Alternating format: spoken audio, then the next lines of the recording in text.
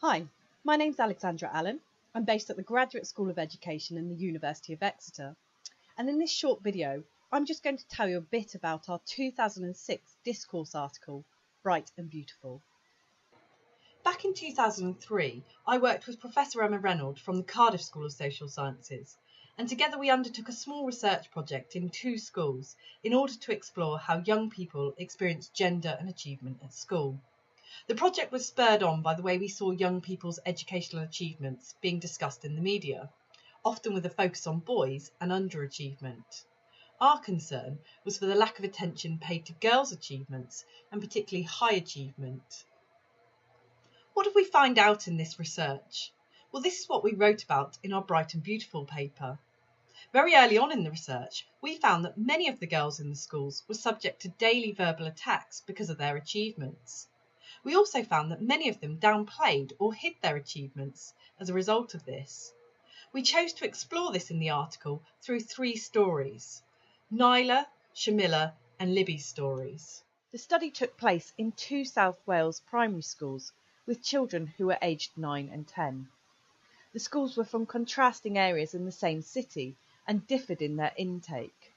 One was based in the leafy suburbs and had a predominantly white middle-class intake of pupils. The other was closer to the city and was much more ethnically diverse.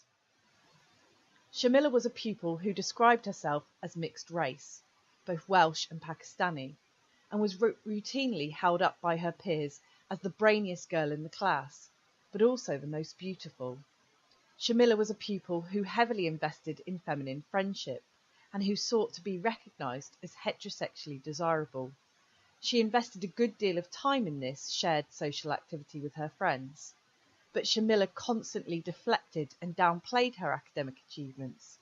In her own words, she didn't want to stand out, she just wanted to be a normal girl.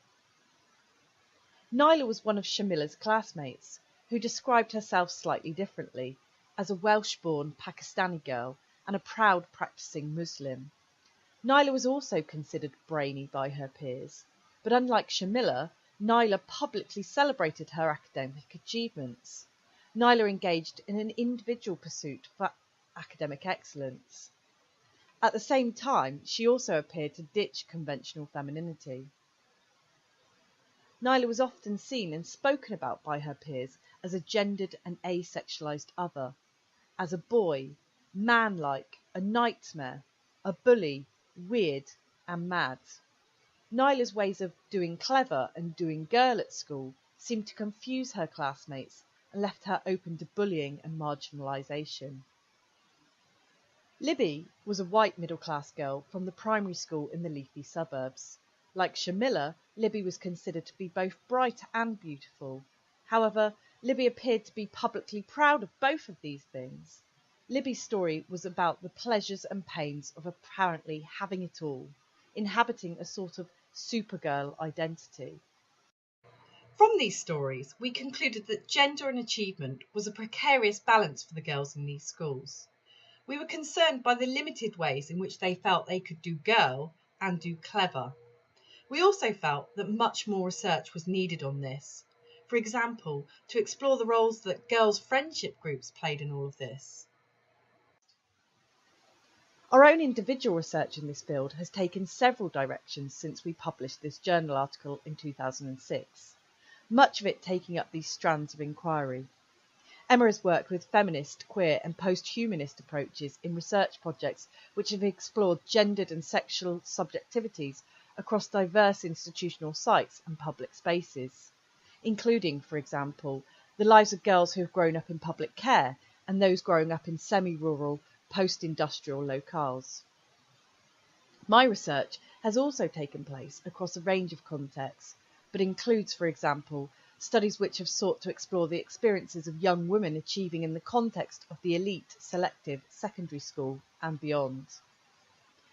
So it's striking for us to look back at this discourse paper some years on from its initial publication, to see that many of the pressures we found girls to be struggling with then still exist in schools today.